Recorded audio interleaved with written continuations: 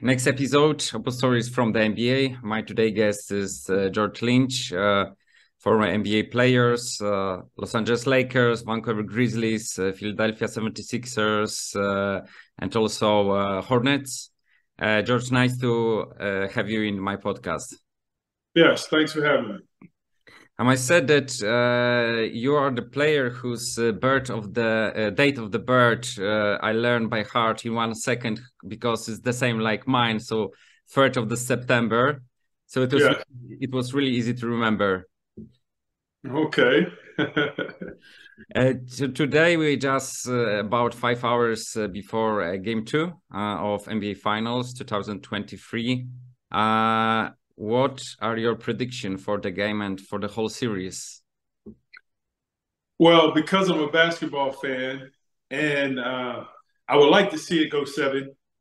Not for sure if that's going to happen. The Nuggets look to be the best team in the league, playing together as well as any team that ever reached the finals. And, they might be a little overmatched for the Miami Heat, but I hope it can go 6 to 7 games, but not sure. Mm-hmm. Usually I start a podcast with the question about the favorite team and the player when you were a kid. But maybe this time start with, do you remember your first NBA finals you watched as a kid? I think the one I probably remember was Magic Johnson's rookie year against against the Boston Celtics. Uh, that was probably the one I remember most. But my favorite player growing up was Julius Erving. I'm from Virginia. He played for Virginia Squires and then later into the NBA.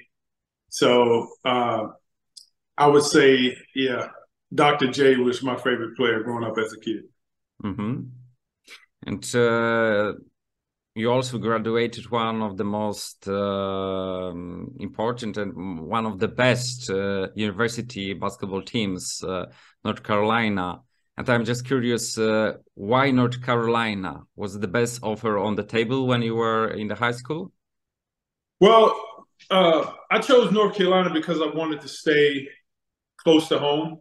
I knew I wanted to play in the ACC. Actually, the University of Maryland was my first choice.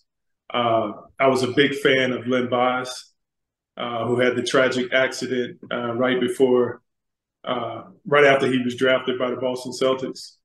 But they never recovered from that. So, my 5 schools, because I was from Virginia area, was Georgetown, Maryland, University of North Carolina, uh, Virginia, and Virginia Tech. And I wanted to go to an ACC school at the time. ACC was probably and still is the best conference in America to play in, where you play against the most competition on a nightly basis. So, being staying close to home, Chapel Hill was only 3 hours from my hometown, so it was far enough that but it was close enough if I needed to get home. I guess that also the person of Coach Dean Smith was also crucial to decide to choose this university. How looks cooperation with the coach, and what did he learn you to be the better person and the basketball player as well? Well, as a kid, I used to watch a lot of North Carolina. They play in Virginia. They were always on TV. Uh, my father always talked about how great of a coach Coach Smith was. But as a youngster, a teenager, you just happy to be playing basketball. You don't understand the opportunity to play for a Hall of Fame coach as in Dean Smith. So I didn't learn how great of a person he was and how great of a coach he was. Or I didn't understand until later in my career when I stepped on campus. My parents would always talk about how great of a person he was outside of coaching basketball, the things he did, the civil rights, being a civil rights activist, being fair to his student athletes. So not until I got to campus, I really understood what they were talking about. Mm-hmm. And so you spent the 4 seasons with Tar Heels, and it was really fruitful because twice you were in the Final Four, and in 1993 your team won the tournament. Mm-hmm. So how looks this final for the final game against Fab Five from Michigan? I guess that it was really tough because it was 5 or even 6 points differential at the end. Yeah, it was, going to North Carolina, one of the reasons I wanted to go there because I wanted to win a national championship. Coming up as a kid, you'll always see North Carolina in the NCAA tournament, making deep, playing in Final Fours. And I knew if I chose that school out of the 5 schools that was on my list, I would have an opportunity every year to play in the Final Four. And 2 of my 4 years, like you said, I had an opportunity to get there. And you only have a chance to win it if you get there. So, I thought we probably should have won it my sophomore year, but, things didn't happen the way everyone would have liked it to happen. But I came back my senior year, and we had a great team, great teammates. We were together as a unit, and we beat a good team in the Final Four in Michigan. Mm-hmm. And I guess that after such a successful season with the championship ring, the NBA draft in 1993 was the formality. But you were selected by Los Angeles Lakers with the 12th pick. Was it a surprise? Do you expect it to be higher, or it was what you expected it to be somehow in the 12, top 12? That anywhere from 9 to 15 that I was going to go in the draft. Coach Smith was well respected, so he could pick up the phone, call GMs, get a feel for what they were thinking, who would be available. And Jerry West and Mitch Kupchak, thought enough for me as far as a player that I could help them. And maybe they thought I was the best player available at the 12th pick. Mm-hmm. What was the most difficult for you during the rookie season? Losing as many games as we lost. I think I could put my whole basketball career together before I got to the NBA, and I never lost as many games as lost. We were in rebuilding. I think my first year with the Lakers, and we didn't make the playoffs.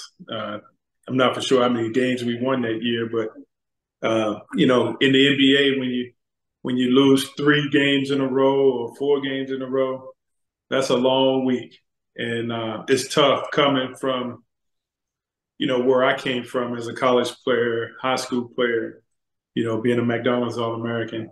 You didn't lose too many games in a row, and that was eye-opening as an NBA player when you play so many games, but you also have a chance to win a lot of games, and you also have a chance to lose a lot of games. Mm-hmm. And also, you played in the different NBA teams, different cities. Los Angeles, as usual, especially after the Showtime era, was a place where expectations were really high. So do you feel that this pressure was really higher than in the different place, or when you compare it to the NCAA being in such a team like North Carolina?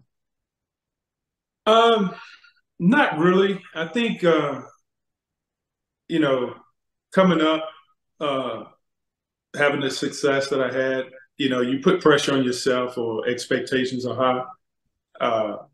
Playing in the ACC, playing for, legendary coach and Dean Smith. you're always expected to perform well at a high level. So, you know, getting to the NBA, other than playing, you know, in the NBA Finals with the 76ers, you know, the expectations and uh, the pressure has always been there. So it's just second nature. You know, playing in front of packed arenas, you know, playing at North Carolina, you know, there was a sellout every night. So you had to come and you had to perform in front of big crowds and then go to NBA arenas where some of them were full, some of them weren't. Um, you know, it was just part of it. No unseen pressure that I didn't expect or have on myself.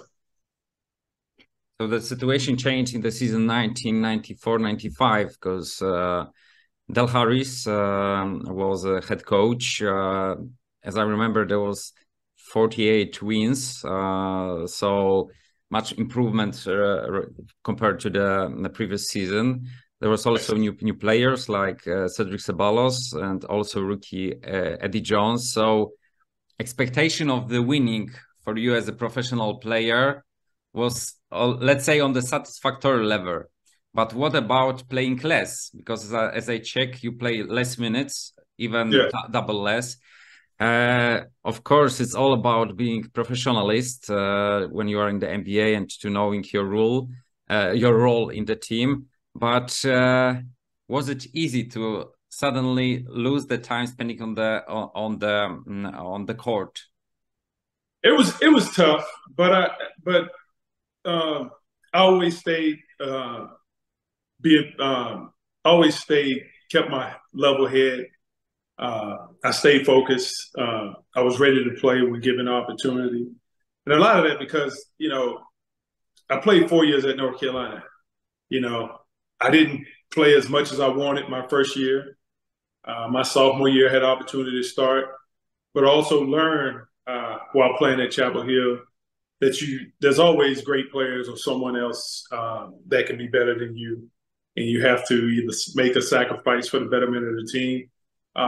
Although I didn't like it, but I stayed ready for my opportunity, and when I got an opportunity to play, I made the best of it. Next team was for sure Vancouver is a great place to live because you've got the water, you've got the mountain, but the team wasn't on the level to win more than 50% of the games per season. So I guess that it wasn't too easy to come back to the times when there's more losers than wins. Well, it was either when I left LA, I was ready to go because I felt that going to Vancouver, I would have an opportunity to play more. But with that, you know, knowing that, you know, you playing in a professional sport, some teams has more all-stars. We were a young team. We knew it was going to be some growing pains. But with that, so you have to, you know, like you said, it's all about being a professional, staying ready, working on your craft, and then when given an opportunity, you know, taking full advantage of it. And there was some ups and downs. I think in Vancouver, we won 17 games one year, so there was a lot of losing, a lot of frustrating days, and you just try to make the most of it. You keep it within the locker room. You stay with your guys that you going on the court with, and you try to compete as hard as you can. And the good thing about it was, you know, if you lost, you know, on Monday, you probably played on Tuesday, so you had another opportunity to get a win. Mm-hmm. Next team, Philadelphia 76ers, with the young superstar Allen Iverson. So the team was in the mood to going to NBA finals, and in 2001, this goal was checked.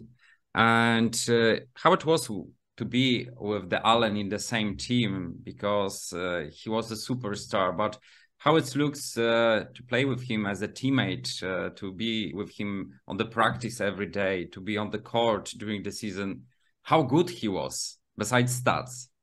He was out of all the teams I played on and all the great players I played with, whether they were all-stars, Hall of Famers, he was probably the most exciting player. He competed. He didn't take days off. He may have missed a few practices, but when it was time to play, he gave you 100%. And as a teammate, you know, at the end of the day, you wanted to win games and you wanted to be on the floor with guys that wanted to compete. And he was a great guy to compete with, a great teammate to have. I enjoyed every year having an opportunity to play with him. Mm-hmm. And as I mentioned, 2001 NBA Finals against Los Angeles Lakers. Did it give you some more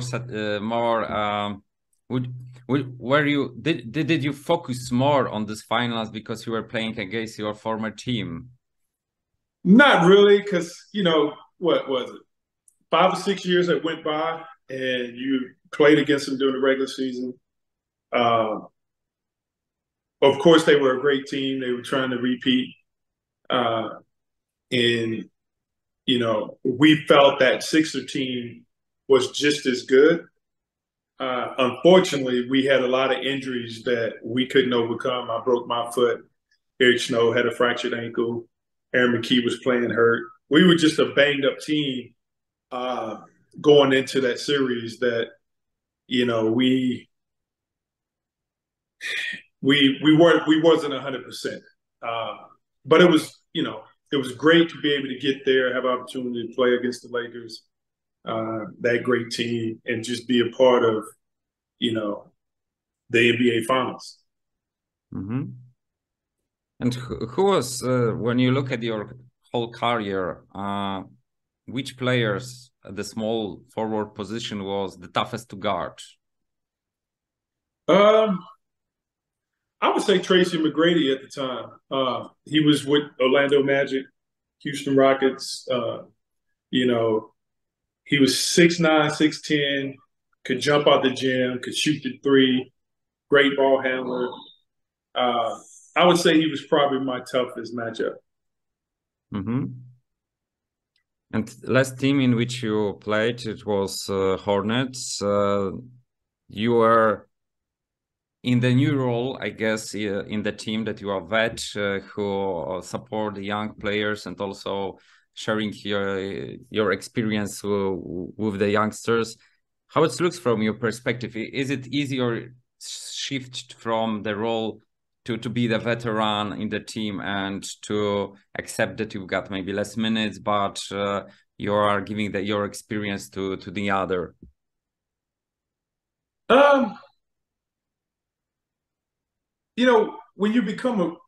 When you plan at that level, you have to accept whatever role the coach puts you in to be successful, and you try to find a way to contribute to the team.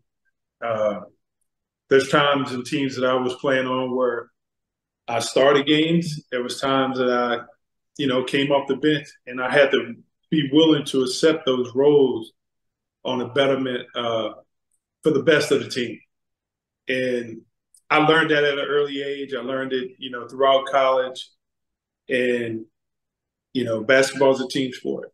You can't always blame the coach for not playing. You have to look back at yourself. What can I do better? And I always took that approach. Mm-hmm. And when you look at your career in the NBA, what will be on the list top 3 moments of the George Lynch career? I would say making that run with the Philadelphia 76ers, each year we improved. Each year we had to get past a great team, whether it was the Pacers, the Milwaukee Bucks, the Toronto Raptors, the guys that you went to battle with, my teammates Eric Snow, Allen Iverson, Aaron McKie. Kevin Ollie, Theo Ratliff, Mutombo. All those guys made it special, And luckily enough, I can say every team that I played on, I got along well with my teammates. We enjoyed, traveling together on the road, hanging out. It was great all the way around. Mm-hmm. And if you can create the all-time George Lynch teammates team, who would you pick? And if it's too difficult to pick five, it could be one team as a pure talent and second by relation. I would definitely say Allen Iverson because his competitiveness, the size that he played with, and the way he battled every night. Theo Ratliff was one of the best shot blockers that I had opportunity to play with. I would say Aaron McKie, because he was selfless. I mean, he could have been a starter. He accepted the role of coming off the bench. And then, I would say another Tar Heel, James Worthy, because my first year in LA, he made life easy for me. He made sure that I found a place to stay. I knew where I was going to be going and how to carry myself as a pro. So those five guys or those four guys with myself, I would say my all-time friendship team. George, it was my last question, so thank you very much for being a part of my podcast. It's always very nice to hear about the NBA in the 90s, to hear the experience, not only stats, but showing how looks the life in the NBA on the court and out of the court. So thank you very much for time spending with us, with Oppo Stories viewers, and enjoy the game too in the NBA Finals. All right, thank you. Okay, thank you very much. Goodbye.